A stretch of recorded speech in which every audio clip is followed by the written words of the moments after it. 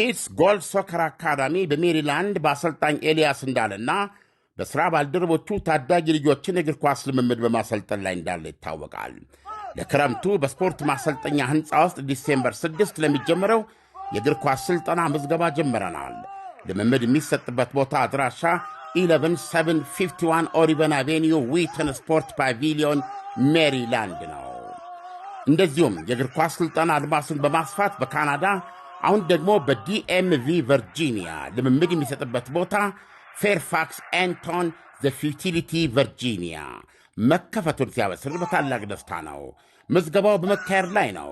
በታዋቂው የቀድሞ የኢትዮጵያ ብሔራዊ ቡድን ተጫዋች ሌጀንዱ ተካበ ዘውዴና ከአገር ቤት ጀምሮ ሕፃናት ልጆችን በማሰልጠን ከሚታወቀው አሰልጣኝ ኤልያስ እንዳለ ጋር በመሆን ልምድ ያላቸው ወጣት አሰልጣኞችን ጨምሮ ልጆቻችሁን ለማሰልጠን ዝግጅታችንን ጨርሰናል።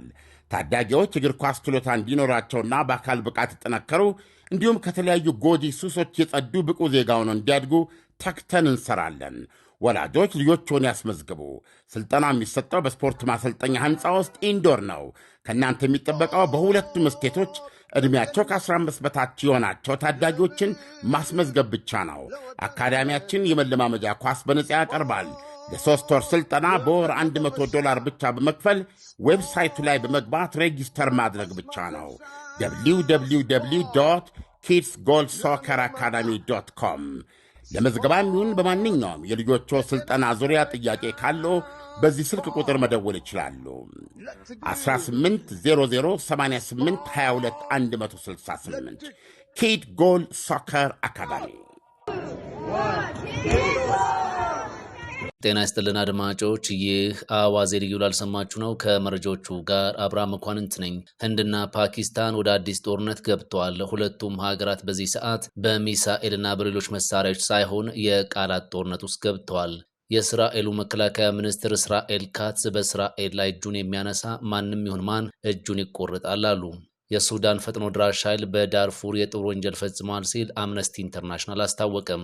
ዩናይትድ ስቴትስና ሩሲያ በአቡዳቢ የሰላም ንግግር አድርገዋል ተባለ። የቻይናው ፕሬዝዳንት ሺጂንፒንግ ታይዋን ከእናት ሀገሯ ጋር መቀላቀሏ በዚህ ወቅት አስፈላጊ ነው ብለዋል። ኢራን ከ290 በላይ እስረኞችን ለአፍጋን አስረክባለች። ኢራን ሴቶችን ደፍሯል ያለችውን ግለሰብም በስቅላት መቅጣቷ ተሰምቷል። ሁሉንም ጉዳዮች በዝርዝር እናስደምጣችኋለን። አብራችሁን ቆዩ። ህንድና ፓኪስታን ወደ አዲስ ጦርነት ገብተዋል። ሁለቱም ሀገራት በዚህ ሰዓት በሚሳኤልና በሌሎች መሳሪያዎች ሳይሆን የቃላት ጦርነት ውስጥ ገብተዋል ተብሏል። ሀገራቱን ወደ ቃላት ጦርነት ውስጥ እንዲገቡ ያደረጋቸው የህንዱ መከላከያ ሚኒስትር ፓኪስታንን የሚያበሳጭ ንግግር ካደረጉ በኋላ እንደሆነም ተዘግቧል። መከላከያ ሚኒስትሩ ትላንት በኒው ዴሊ ከሲንዲ ኮሚኒቲ አባላት ጋር በተዘጋጀ መድረክ ተገኝተው ለኢስላማባድ ሰዎች የማይመች ንግግር አስደምጧል። የሲንዲ ኮሚኒቲ አባላት በአሁኗ ፓኪስታን የሚኖሩ ህዝቦች ናቸው። ህንድና ፓኪስታን ሲለያዩ ከ1 ሚሊዮን የሚበልጡ ሲንዲዎች ወደ ህንድ የተሰደዱ ሲሆን ሙስሊም ሲንዲዎች ደግሞ በፓኪስታን መቅረትን መርጠው በዚያው እንደቀሩም ይነገርላቸዋል። በዚህ ሰዓት ሲንዲ የፓኪስታን ግዛት አካል ሲሆን መከላከያ ሚኒስትሩ ራጃንታህ ድንበር ሁልጊዜም ተለዋጭ ነው፣ እናም ሲንዲም አንድ ቀን ወደ ህንድ ግዛት ይመለሳል ብለዋል። ፓኪስታን ህንድ የቀጠናውን ሰላም ሊያናጋ የሚችል ሁኔታን ከመፍጠር እንድትቆጠብም አሳስባለች። ፓኪስታን በቀጠናው ከህንድ ጋር ብቻ ሳይሆን ከአፍጋኒስታን ጋርም በድንበር አካባቢ በተደጋጋሚ ወደ ግጭት የምትገባ ሀገር መሆኗ ይታወቃል። ባለፈው ዓመት ግንቦት ወርም በሲንዲ ግዛት የተቃውሞ እንቅስቃሴዎችን አስነስተው የባቡር ሀዲዶችን በመዝጋት ሚኒስትሮችን ኢላማ በማድረግ ጥቃት ሲያደርሱ እንደነበርም የህንድ መገናኛ ብዙሃን ዘግቧል። በዚህ ወርም በዚያው አካባቢ ተመሳሳይ አመጽ ተቀስቅሷል።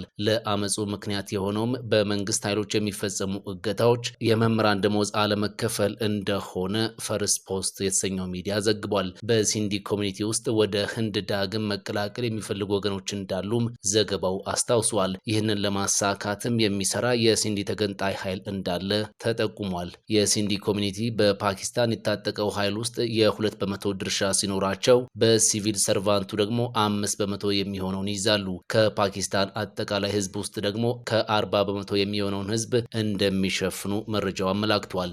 የእስራኤሉ መከላከያ ሚኒስትር እስራኤል ካትዝ በእስራኤል ላይ እጁን የሚያነሳ ማንም ይሁን ማን እጁን ይቆርጣል አሉ። የሊባኖስ መንግስት ከትላንቱ የአየር ጥቃት በኋላ ዓለም አቀፉ ማህበረሰብ ጣልቃ ገብቶ እስራኤልን እንዲያስቆማት ጠይቋል። ፕሬዚዳንት ጆሴፍ አዎን በቤሩት የሄዝቦላህ የጦር መሪ የነበረው አሊ ታባታባይ መገደሉን ተከትሎ ነው ይህንን ጥሪ ለዓለም አቀፉ ማህበረሰብ ያቀረቡት። በዚሁ የአየር ጥቃት ከታባታባይ በተጨማሪ ሌሎች 4 ሰዎች ሲገደሉ 28 የሚሆኑት ደግሞ የመቁሰል አደጋ ደርሶባቸዋል። ጥቃቱን ተከትሎ መልእክት ያስተላለፉት የእስራኤል መከላከያ ሚኒስትር እስራኤል ካትዝ የትኛውም አካል ለእስራኤል ስጋት እንዲሆን አንፈቅድለትም፣ እጁን ያነሳ ደግሞ እጁን ይቆረጣል ብለዋል። የሄዝቦላህ ወሳኝ ሰው እንደነበር የሚታመነው ታባታባይ ከ2016 ጀምሮ በሽብርተኝነት የተፈረጀና በዩናይትድ ስቴትስም ፈለጉ ሰዎች ዝርዝር ውስጥ የነበረ እንዲሁም የ5 ሚሊዮን ዶላር ሽልማትም ወጥቶበት የነበረ ግለሰብ ነው። እስራኤል ሄዝቦላህ የሽብር መሰረተ ልማቶቹን እንደገና እየገነባ ይገኛል ስትል ከቆየች በኋላ ነው ይህንን የአየር ጥቃት በቤሩት የፈጸመችው። የአሁኑ በቤሩት የተፈጸመው ጥቃትም የመጨረሻው ጥቃት እንደማይሆን የእስራኤል ጦር ይፋ አድርጓል። የሱዳን ፈጥኖ ድራሽ ኃይል በዳርፉር የጦር ወንጀል ፈጽሟል ሲል አምነስቲ ኢንተርናሽናል አስታወቀም። ይህ አዲሱ ሪፖርት ይፋ የተደረገው ፈጥኖ ድራሽ ኃይሉ ለ3 ወራት የሚቆይ የሰብአዊ ተኩስ አቁም ስምምነት ለመድረስ መስማማቱን በገለጸበት ሰሞን ነው። ፈጥኖ ድራሽ ኃይሉ በዳርፉር ግዛት በኤልፋሽር ከተማ የጦር ወንጀል መፈጸሙን አምነስቲ ኢንተርናሽናል አዲስ ይፋ ባደረገው ሪፖርት አስታውቋል። ይህ አዲስ ሪፖርት ዛሬ ማክሰኞ ኃይሉ የ3 ወር የሰብአዊ ተኩስ አቁም ስምምነት ለመድረስ የቀረበውን እቅድ መቀበሉን ከገለጸ ከሰዓታት በኋላ የወጣ ነው። የአሁኑ የአምነስቲ ኢንተርናሽናል ሪፖርት 28 ከጉዳቱ የተረፉ ሰዎችን ምስክርነት የተካተተበት እንደሆነ ከአልጀዚራ ዘገባ ላይ ተመልክተናል። ፈጥኖ ድራሽ ኃይሉ በንጹሃን ላይ ጥቃቶችን ፈጽሟል።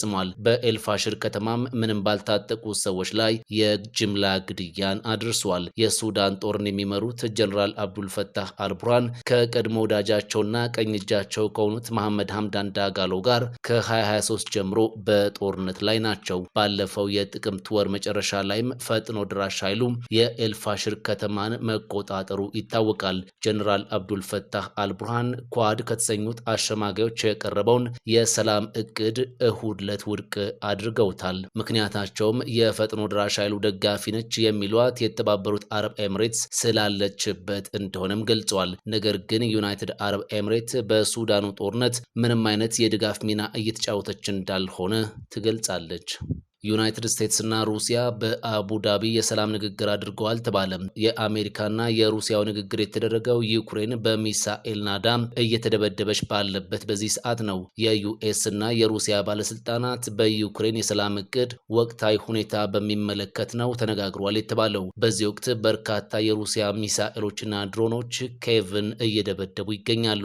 የአሜሪካ ጦር ጸሐፊ ዳን ድሪስኮል ከሩሲያ ባለስልጣናት ጋር በአቡዳቢ ተገናኝተው ተነጋግሯል መባሉን ሮይተርስ ዘግቧል። ቀሪ ተጨማሪ ስብሰባዎችም እንደሚደረጉ ተመላክቷል። በአቡዳቢ የተደረገው የንግግር ይዘት ግልጽ ያለው አጀንዳ በትክክል አለመታወቁን እንዲሁም በሩሲያ ወገንም ለንግግሩ የተቀመጡ ባለስልጣናት ማንነትም በግልጽ ማወቅ እንዳልተቻለ የዜና ምንጩ አስታውቋል። በፕሬዝዳንት ትራምፕ የቀረበው ባለ 28 ነጥብ የሰላም እቅድን ዩክሬን እንድትስማማበት ግፊት እየተደረገ ነው። ይህ የሰላም እቅድ ደግሞ ዩክሬን ግዛቷን ለሩሲያ እንድትተው የሚያደርግ እንደሆነ በመገለጽ ላይ ይገኛል። ከዚህ ባለፈ መቼም ቢሆን ዩክሬን ኔቶን መቀላቀል እንደማትችልም ያደርጋል። የቻይናው ፕሬዝዳንት ሺጂንፒንግ ታይዋን ከእናት ሀገሯ ጋር መቀላቀሏ በዚህ ወቅት አስፈላጊ ነው አሉ። ፕሬዝዳንት ሺጂንፒንግ ስለዚሁ ጉዳይ ለፕሬዝዳንት ትራምፕ በስልክ እንደነገሯቸው የቻይና መንግስታዊ መገናኛ ብዙሃን መዘገባቸውን ጠቅሶ አናዶሉ አስነብቧል። ታይዋን ራሷን የምትቆጥረው ሉዓላዊ ሀገር እንደሆነች ሲሆን ቻይና ግን እንዳፈነገጠች የግዛት አካሏ አድርጋ ነው። ቻይና በታይዋን አቅራቢያ እጅግ ትልልቅ የጦር ልምምዶችን በዚህ ወቅት እያደረገች ነው። ከሰሞኑም ቻይና በታይዋን ጉዳይ ከጃፓን ጋር ወደ ዲፕሎማሲያዊ መካረር ውስጥ መግባቷ አይዘነጋም። ኢራን ከ290 በላይ እስረኞችን ለአፍጋኒስታን አስረከበች። የኢራን የፍትህ ሚኒስቴር ከ292 በላይ አፍጋናውያን እስረኞችን ወደ ሀገራቸው እንዲላኩ መደረጉን አስታውቋል። እነዚህ 292 አፍጋናውያን ዜጎች በኢራን ማረሚያ ቤቶች ታስረው የቆዩ ናቸው። ኢራን እነዚህን እስረኞችን ለታሊባን ባለስልጣናት አስረክቤያለሁ ብላለች። አፍጋናውያኑ እስረኞች ለእስር የተዳረጉት ከአደንዛዥ እጽ ጋር በተያያዘ እንደሆነም የተገለጸ ሲሆን በቀጣይም በሀገራቱ የሁለትዮሽ ግንኙነት መሰረት ተጨማሪ እስረኞች ይለቀቃሉ ተብሏል። በሌላ መረጃ ኢራን ሴቶችን ደፍሯል ያለችውን ግለሰብ በስቅላት ቀጥታለች። ግለሰቡ ኢራን ውስጥ 2 ሴቶችን አስገድዶ መድፈሩ ተዘግቧል። ወንጀለኛው በአደባባይ በስቅላት እንዲሞት የተደረገው ሴምናን በተባለው የሀገሪቱ ግዛት በሚገኝ ባስታም ከተማ ውስጥ መሆኑን የሀገሪቱ መገናኛ ብዙሃን ዘግቧል። ግለሰቡ 2 ሴቶችን በማታለል በኃይል አስገድዶ እንደደፈረም መረጃው ገልጿል። ከዚህ ባለፈ ክብራቸውን በማዋረድ ሲዝትባቸውና ሲያስፈራራቸው እንደነበረ ተገልጿል። ይህንን ያደረገውን ግለሰብ ነው ኢራን በአደባባይ በስቅላት እንዲቀጣ ያደረገችው። ኪድስ ጎል ሶከር አካዳሚ በሜሪላንድ በአሰልጣኝ ኤልያስ እንዳለና በሥራ ባልደረቦቹ ታዳጊ ልጆችን እግር ኳስ ልምምድ በማሰልጠን ላይ እንዳለ ይታወቃል። ለክረምቱ በስፖርት ማሰልጠኛ ሕንፃ ውስጥ ዲሴምበር 6 ለሚጀምረው የእግር ኳስ ሥልጠና ምዝገባ ጀምረናል። ልምምድ የሚሰጥበት ቦታ አድራሻ 11751 ኦሪቨን አቬኒዩ ዊተን ስፖርት ፓቪሊዮን ሜሪላንድ ነው። እንደዚሁም የእግር ኳስ ሥልጠና አድማሱን በማስፋት በካናዳ አሁን ደግሞ በዲኤምቪ ቨርጂኒያ ልምምድ የሚሰጥበት ቦታ ፌርፋክስ ኤንቶን ዘ ፊውቲሊቲ ቨርጂኒያ መከፈቱን ሲያበስር በታላቅ ደስታ ነው። ምዝገባው በመካሄድ ላይ ነው። በታዋቂው የቀድሞ የኢትዮጵያ ብሔራዊ ቡድን ተጫዋች ሌጀንዱ ተካበ ዘውዴና ከአገር ቤት ጀምሮ ሕፃናት ልጆችን በማሰልጠን ከሚታወቀው አሰልጣኝ ኤልያስ እንዳለ ጋር በመሆን ልምድ ያላቸው ወጣት አሰልጣኞችን ጨምሮ ልጆቻችሁን ለማሰልጠን ዝግጅታችንን ጨርሰናል። ታዳጊዎች እግር ኳስ ችሎታ እንዲኖራቸውና በአካል ብቃት ይጠነከሩ እንዲሁም ከተለያዩ ጎጂ ሱሶች የጸዱ ብቁ ዜጋ ሆነው እንዲያድጉ ተግተን እንሰራለን። ወላጆች ልጆችን ያስመዝግቡ። ስልጠና የሚሰጠው በስፖርት ማሰልጠኛ ሕንፃ ውስጥ ኢንዶር ነው። ከእናንተ የሚጠበቀው በሁለቱም ስቴቶች ዕድሜያቸው ከ15 በታች የሆናቸው ታዳጊዎችን ማስመዝገብ ብቻ ነው። አካዳሚያችን የመለማመጃ ኳስ በነጻ ያቀርባል። ለ3 ወር ሥልጠና በወር $100 ብቻ በመክፈል ዌብሳይቱ ላይ በመግባት ሬጂስተር ማድረግ ብቻ ነው። www kidsgoalsocceracademy.com ለመዝገባም ይሁን በማንኛውም የልጆቹ ሥልጠና ዙሪያ ጥያቄ ካለው በዚህ ስልክ ቁጥር መደወል ይችላሉ። 18008822 ኪድ ጎል ሶከር አካዳሚ። ፈጣን ያልተሰሙ መረጃዎችንና ትኩስ የኪነ ጥበብ ዜናዎችን ለማግኘት የቁም ነገር ሚዲያ የዩቲዩብ ቻናልን በመቀላቀል ቤተሰብ የሆኑ ቻናላችንን ሰብስክራይብ ያድርጉ። በቲክቶክም አለን። ቁም ነገር ሚዲያ ኦፊሻል ብለው ይከተሉን። እናመሰግናለን። ቁም ነገር ሚዲያ፣ ለቁም ነገር እንሰራለን።